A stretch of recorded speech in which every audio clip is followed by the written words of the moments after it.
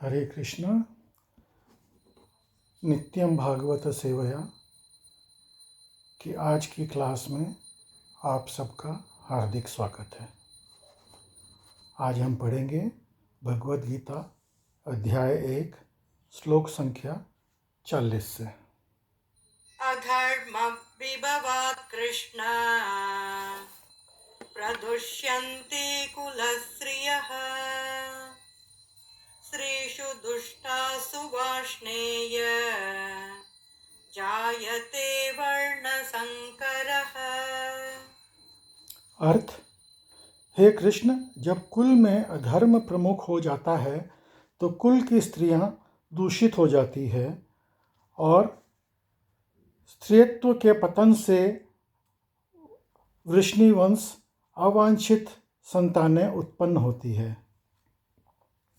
तात्पर्य, जीवन में शांति, सुख तथा आध्यात्मिक उन्नति का मुख्य सिद्धांत मानव समाज में अच्छी संतान का होना है। वर्णाश्रम धर्म के नियम इस प्रकार बनाए गए थे कि राज्य तथा जाति की आध्यात्मिक उन्नति के लिए समाज में अच्छी संतान उत्पन्न हो। ऐसी संतान समाज में स्त्रियों के सतीत्व और उनकी निष्ठा पर निर्भर करती है। जिस प्रकार बालक सरलता से कुमारगामी बन जाते हैं, उसी प्रकार स्त्रियां भी पतनोन्मुखी होती है। अतः बालकों तथा स्त्रियों दोनों को ही समाज में वयोवृद्धों का संरक्षण आवश्यक है। तो ऐसा बताया जाता है कि अगर वयोवृद्ध का संरक्षण उपलब्ध ना हो तो पतन की ओर लोग बाग अग्रसर हो जाते हैं। स्त्रियां जो है मन मर्जी का लोगों से मिलने लगती है और आजकल जैसे कॉरपोरेट वर्ल्ड में कहा जाता है कि the women are taking elevators, men are going by the stairs and women are taking elevators।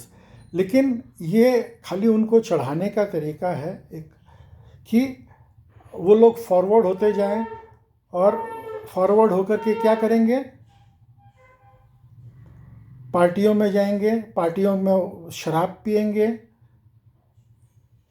और फ्रीली अन्य पुरुषों के साथ में मिक्स होएंगे। तो उससे क्या होगा?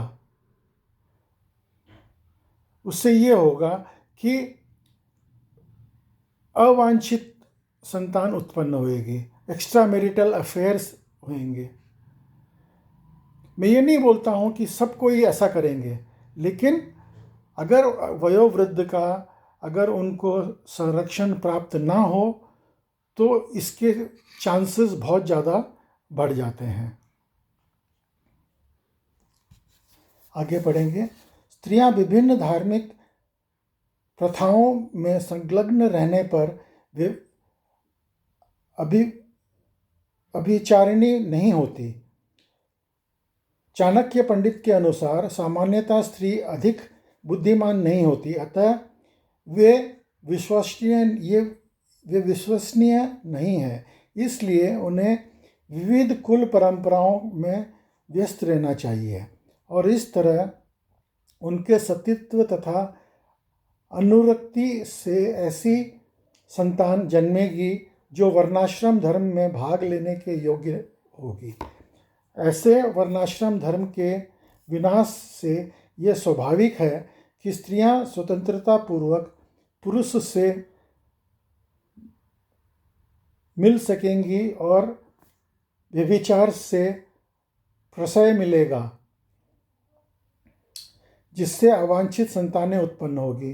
निठल्ले लोग भी समाज में व्यभिचार को प्रेरित करते हैं और इस प्रकार अवांछित बच्चों की बाढ़ आ जाती है, जिससे मानव जाति पर युद्ध और महामारी का संकट छा जाता है।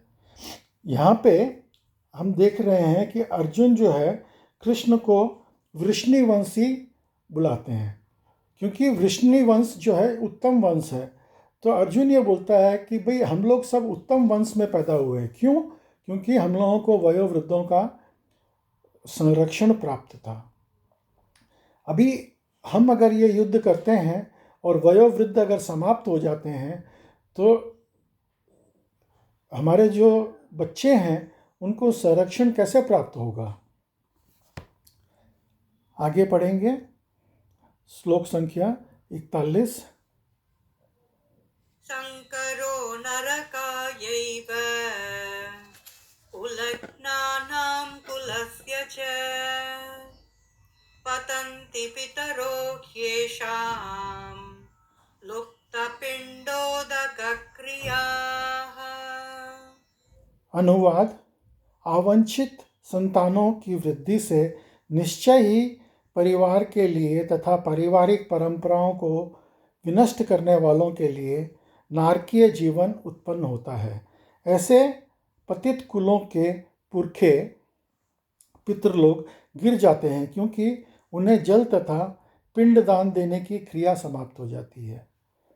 हम लोग हर साल पितृपक्ष के अंदर पितरों के लिए हम पिंडदान देते हैं, श्राद्ध तर्पण आदि करते हैं। तो हमारे पितृ जो है हमसे एक्सपेक्टेशन रखते हैं कि उनके जो बच्चे हैं वो उनके लिए उनको समय समय पे याद करें, उनके लिए पिंडदान करें और उनका श्राद्ध वगैरह करें। लेकिन अगर ये नहीं होता है तो उनको बहुत दुख होता है और वो दुखी हो जाते हैं। तात्पर्य श्रीला प्रभुपाद द्वारा सकाम कर्म के विधि विधानों के अनुसार कुल के पितरों को समय पर जल तथा पिंडदान दिया जाना चाहिए। ये दान विष्णु पूजा द्वारा किया जाता है क्योंकि विष्णु को अर्पित भोजन के उच्छिष्ट भाग प्रसाद के खाने से सारे पाप कर्मों से उद्धार हो जाता है। कभी कभी पितृगण विविध प्रकार के पाप कर्मों से ग्रस्त हो सकते हैं और कभी कभी उनमें से कुछ को स्थूल शरीर प्राप्त न हो सकने के कारण उन्हें प्रेत के रूप में सूक्ष्म शरीर धारण करने के लिए बाध्य होना पड़ता है। अभी हमने श्रीमद् भागवतम में सुना कैसे धुंधकारी उसको जो है स्थूल शरीर प्राप्त नहीं हुआ, इसलिए वो प्रेत शरीर में था। और जब उसके लिए श्रीमद् भागवतम कराई गई, गोकर्ण उसके भाई ने उसके लिए श्रीमद् भागवतम का पाठ किया तो उसका उद्धार हो गया। श्रीमद् भागवतम में ऐसा बताया गया है कि अगर परिवार का एक भी व्यक्ति अगर शुद्ध भक्त बन जाता है तो उसके परिवार की 21 पीढ़ियाँ तर जाती है। 10 पीढ़ी पहले की और 10 पीढ़ी आगे की और एक पीढ़ी वो स्वयं, तो 21 पीढ़ियाँ तर जाती है। तो हमको तो अगर हमारे परिवार में कोई भक्त हो जाए तो हमको बहुत खुश होना चाहिए कि वाह, एक भक्त पैदा हुआ, हमारा पूरा परिवार का कल्याण हो जाएगा।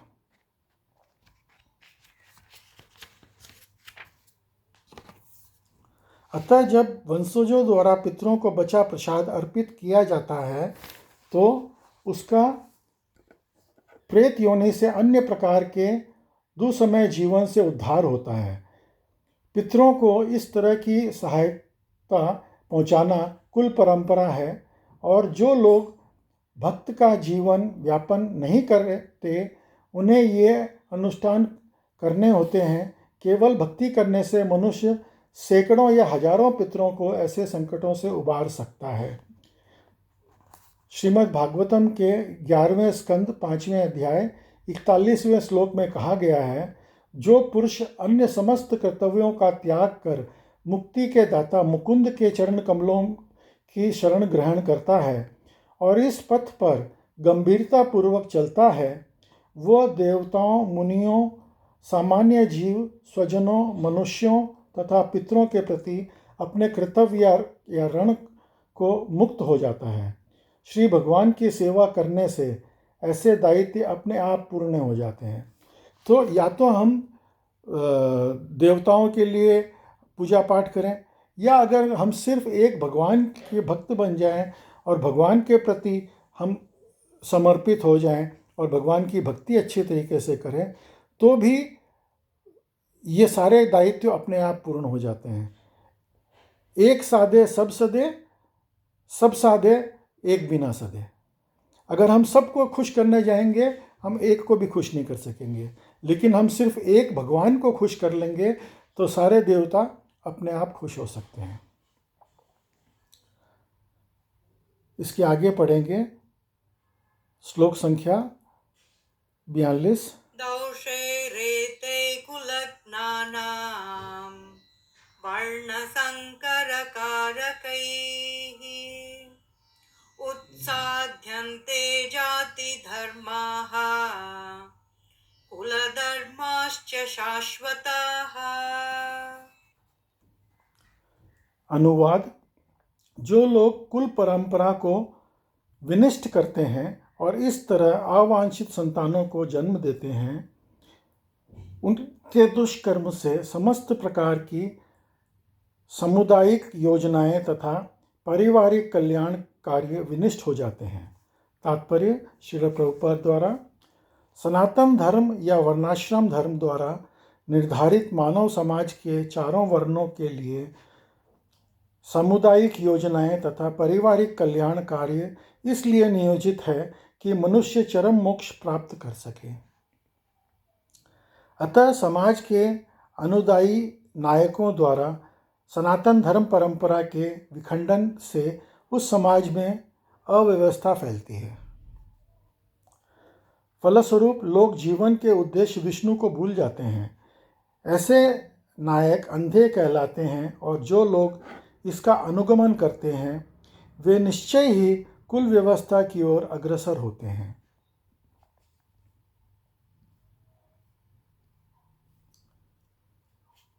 अगला श्लोक पढ़ेंगे, श्लोक संख्या 43। उत्सन्न कुलधर्माणां मनुष्याणां जनार्दन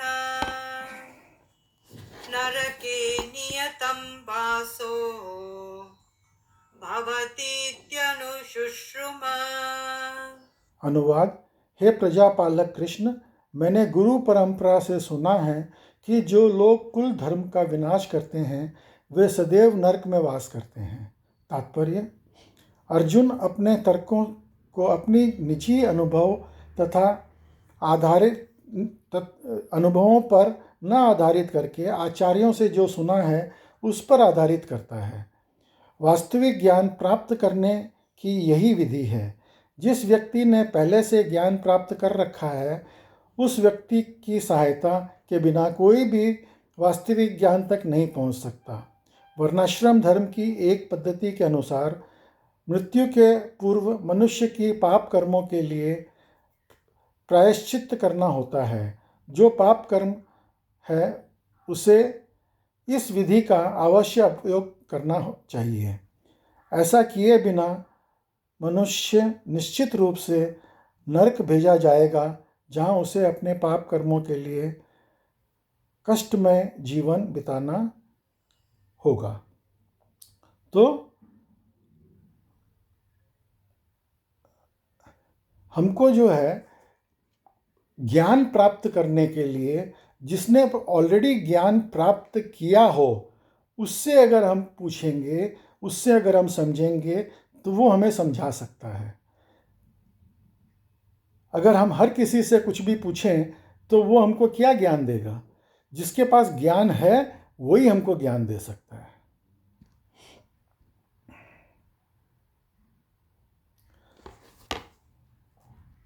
अगला श्लोक पढ़ेंगे। अहो बत महत् पापं कर्तुं व्यवसिता वयं यद्राज्य सुखलोभेन हन्तुं स्वजनमुद्यताः। अनुवाद: यदि माम प्रतीकारम् अशस्त्रं शस्त्रपाणयः धार्तराष्ट्रारणे हन्यो तन्मे क्षेमतरं भवेत्। अनुवाद: कितने आश्चर्य की बात है कि हम सब जघन्य पाप कर्म करने के लिए उद्यत हो रहे हैं। राज्य सुख भोगने की इच्छा से प्रेरित होकर हम अपने ही संबंधियों को मारने पे तुले हैं। तात्पर्य: स्वार्थ के वशीभूत होकर मनुष्य अपने सगे भाई, बाप या माँ का वध करने पाप कर्म में प्रवृत्त हो सकता है। विश्व के इतिहास में ऐसा अनेक उदाहरण मिलते हैं, किंतु भगवान का साधु भक्त होने के कारण अर्जुन सदाचार के प्रति जागरूक है, अतः वो ऐसे कार्यों से बचने का प्रयत्न करता है। तो हमने पास्ट में देखा है कि कैसे लोग बाग जो है पाप करने में अग्रसर रहते हैं, अपने माता पिता की हत्या करने में भी वो चूकते नहीं हैं। जैसे औरंगजेब ने अपने पिता शाहजहां को कैद कर लिया, अपने बड़े भाई का सर कलम कर दिया, और जब वो खुद राजा बन के बैठ गया और अपने पिता को जो है वो पानी भी जो है माप करके देता था, उसको प्यासा मार दिया। तो अर्जुन क्योंकि एक भक्त है, वो सरल भाव से ये सब चीज़ें सोचता है। आगे पढ़ेंगे। संजय उवाच एवमुक्त्वार्जुनः संख्ये रथोपस्थ उपाविशत् विसृज्य सशरं चापं शोकसंविघ्नमानसः। अनुवाद। ओम तत्सदिति श्रीमद्भगवद्गीतासु उपनिषत्सु ब्रह्मविद्यायां योगशास्त्रे श्रीकृष्णार्जुनसंवादे अर्जुनविषादयोगो नाम प्रथमोऽध्यायः। अनुवाद। यदि शस्त्रधारी धृतराष्ट्र के पुत्र मुझे निहत्ते तथा रणभूमि में प्रतिरोध न करने वाले को मारें तो यह मेरे लिए श्रेयकर होगा। तात्पर्य, क्षत्रियों के युद्ध नियमों के अनुसार ऐसी प्रथा है कि निहत्थे तथा विमुख शत्रु पर आक्रमण न किया जाए, किंतु अर्जुन ने निश्चय किया कि शत्रु भले ही इस भीष्म अवस्था में उसे आक्रमण कर दे, किंतु वो युद्ध नहीं करेगा। उसने इस पर विचार नहीं किया कि दूसरा दल युद्ध के लिए कितना उद्यत है। इन सब लक्षणों के कारण उसकी दयाद्रता है, जो भगवान के महान भक्त होने का कारण उत्पन्न हुई। संजय ने कहा, युद्ध भूमि में इस प्रकार कहकर अर्जुन ने अपना धनुष तथा बाण एक ओर रख दिया और शोक संतत चित्त से रथ के आसन पर बैठ गया। तात्पर्य, अपने शत्रुओं की स्थिति को अवलोकन करते समय अर्जुन रथ पर खड़ा हो गया था, किंतु शोक से वो इतना संतप्त हो उठा कि अपने धनुष बाण और एक ओर रख कर रथ के आसन पर पुनः बैठ गया। ऐसा दयालु तथा कोमल व्यक्ति जो भगवान की सेवा में रत हो, आत्मज्ञान प्राप्त करने के योग्य है। तो ये हम देख रहे हैं कि अर्जुन किस तरह से पात्र है भगवद गीता का ज्ञान पाने के लिए। अब इसके अगले अध्याय में, अध्याय 2 में, हम भगवद गीता का ज्ञान गीता के सार से हम प्रारंभ करेंगे कल से। आज की क्लास में सम्मिलित होने के लिए आप सबका बहुत बहुत धन्यवाद। हरे कृष्णा।